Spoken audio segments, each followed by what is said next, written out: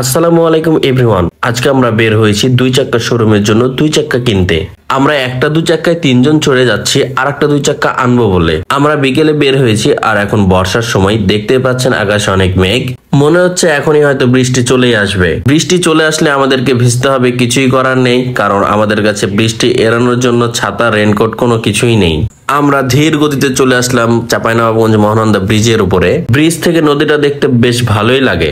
আমরা এখন চাঁপাইনবাবগঞ্জ পার হয়ে আমনোরার রাস্তা ধরে এগিয়ে চলেছি আমাদের গন্তব্যে। হালকা গুড়ি গুড়ি বৃষ্টির আভাস পাচ্ছি, হয়তোবা বৃষ্টি শুরু হয়েই যাবে।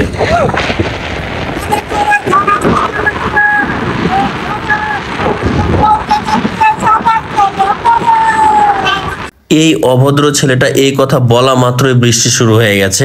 এইরকম অভদ্র কথা কি আর আল্লাহ সহ্য করবে? দেখুন এই কতটা নির্লজ্জ হলে এইরকম কথা বলতে পারে। নিজে একটা বিবাহিত পুরুষ হয়েও কেন এই ধরনের কথা বলবে? ভাগ্যিস ওর বউ এই কথাগুলো শুনতে পায়নি। আপনারা কেউ যদি এর বউকে চিনে থাকেন তাহলে ভিডিওটি শেয়ার করে জানিয়ে দিন।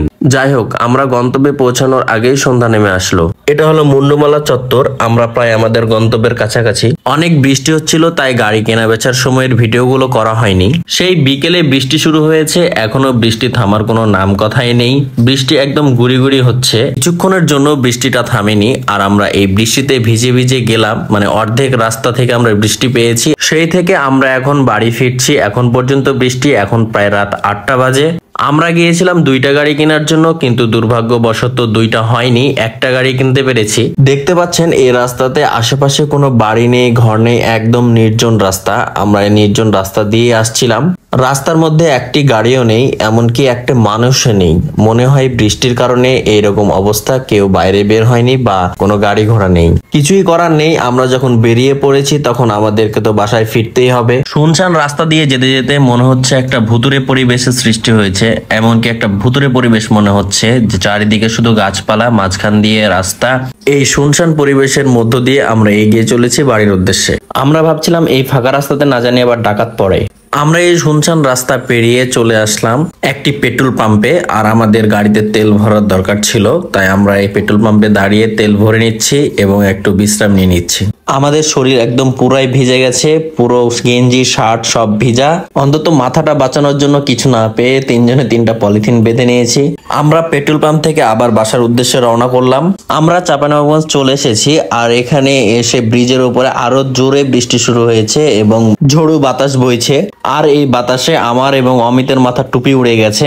নদীর পাশে আর ব্রিজের ওপর এই জন্য অনেক বেশি বাতাস লাগছে, একদম ফাঁকা জায়গার কারণে। কি আর করার, এভাবে ভিজতে ভিজতে যেতে হবে, এটাই ছিল কপালে। আমরা প্রায় বাড়ির কাছাকাছি চলে এসেছি, আর খুব একটা বেশি দূর নেই।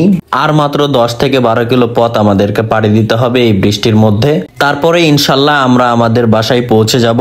আমরা ভিজলেও অনেক মজা করতে করতে আসতে পেরেছি। শুনশান রাস্তাটুকু পার হওয়ার পরে আমরা মজা করতে করতে এসেছি।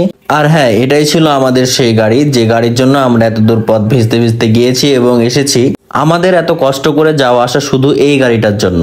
যাই হোক, আমরা যে ভালোভাবে ফিরে আসতে পেরেছি তার জন্য আল্লাহ তাআলার কাছে অনেক অনেক শুকরিয়া। ওকে ভিউয়ার্স, সবাই ভালো থাকবেন, সুস্থ থাকবেন। আজকে এ পর্যন্তই। আসসালামু আলাইকুম।